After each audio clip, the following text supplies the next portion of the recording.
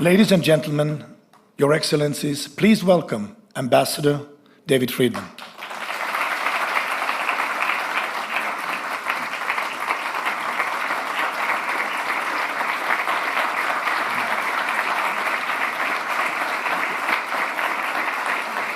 Thank you all so much.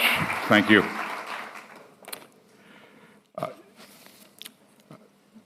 It's great to be with you. I want to just start by saying that throughout the 4 years that I was privileged to serve the United States as the U.S. Ambassador to Israel, throughout all the accomplishments that we achieved, whether it was, as Albert said, moving our embassy to Jerusalem, whether it was recognizing Israeli sovereignty over the Golan Heights, whether it was recognizing that the Jewish people have the right to live in their biblical homeland, that it's not illegal for the Jewish people to live in the land promised them by God, or in our crowning accomplishment at the end of the term, the Abraham Accords, in which we were able to normalize relations between Israel and four Muslim countries. With all of that, I have to tell you, I felt the Christian Zionist movement by my side, and it was deeply appreciated.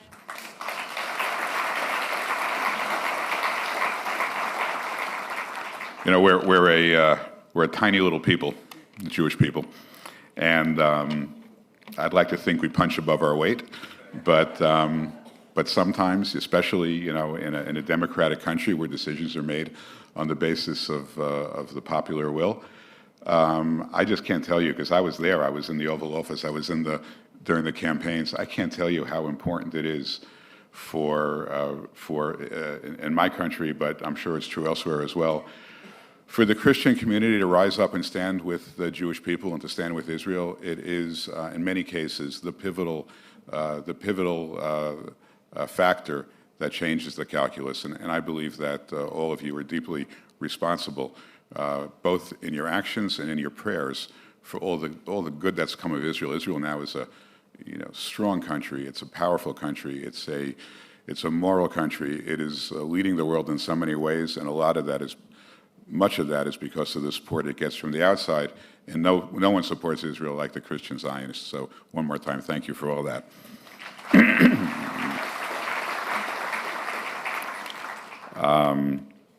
You can tell if I'm wearing a kippah that I'm going to be quoting the Bible. That's the tell. Usually I don't, on official business, I don't cover my head, but if I'm wearing one, you'll know I'm going to get into something biblical.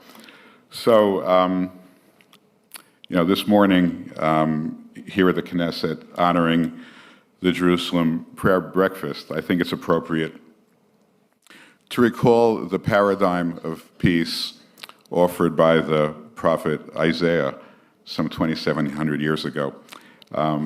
He says this. I'll read it in Hebrew and I'll translate. You're all familiar with.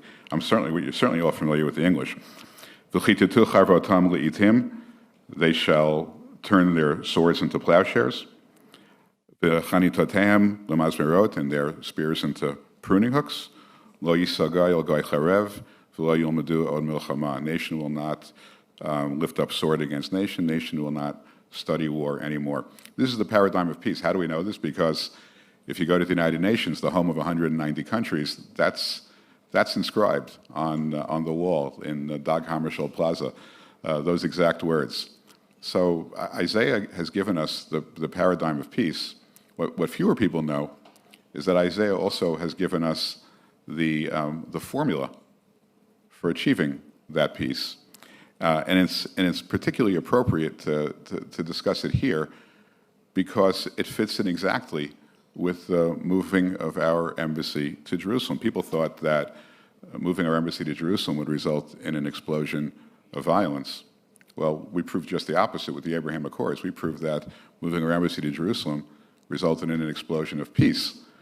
But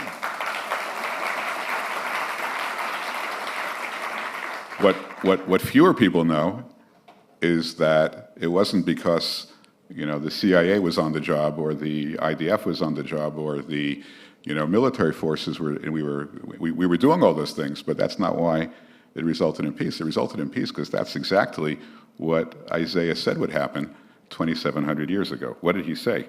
He said, "V'hochu amim rabim, v'amru l'chu v'naleh el har Hashem El Beit Elohei Yaakov. All the nations of the world, many nations, will come up and say, let us go and rise up to the mountain of God, to the house of the God of Jacob. Let us all go up and come to Jerusalem. V'yorenu midrachav. And when we get there, we will follow God's ways. V'nalchu b'orchotav. And we will follow in his path. Ki mitzion teitzei Torah u'devar Hashem Yerushalayim. Because out of Zion shall go forth the law and the word of the Lord from Jerusalem. And then, the very next verse, Isaiah says, what happens when all the nations of the world come up to Jerusalem, to the house of God, and they stay there and they pray? What happens? The very next sentence. V'shavtu bein ha'agoyim v'ochliach li'amim rabim. God will then, when all these nations come to Jerusalem, God will then resolve their differences. And then what happens? And then nation will not lift up sword against nation, nor study war anymore. This is not news. This is 2,700 years ago that Isaiah made it very clear. The peace in the world. What does Jerusalem mean? Jerusalem, it means city of peace, literally. Jerusalem is the formula for peace in the world. Isaiah said the nations of the world will come to Jerusalem, God will resolve their differences, and they will no longer engage in war. That's what happened when we moved our embassy. We were the greatest nation in the world. We moved our embassy to Jerusalem. Other nations followed. More nations will follow, and more nations follow our path and move their embassies to Jerusalem and come to the house of God and come to Jerusalem, to the Temple Mount. God will resolve their differences, and Jerusalem will be worthy of its name. Finally, Jerusalem, the city of peace, will be worthy of its name. I pray that should be God's will. V'cheini hi ratzon. May it be God's will that Jerusalem truly becomes a city of peace in our lifetime with all of your help and prayers. Thank you so much.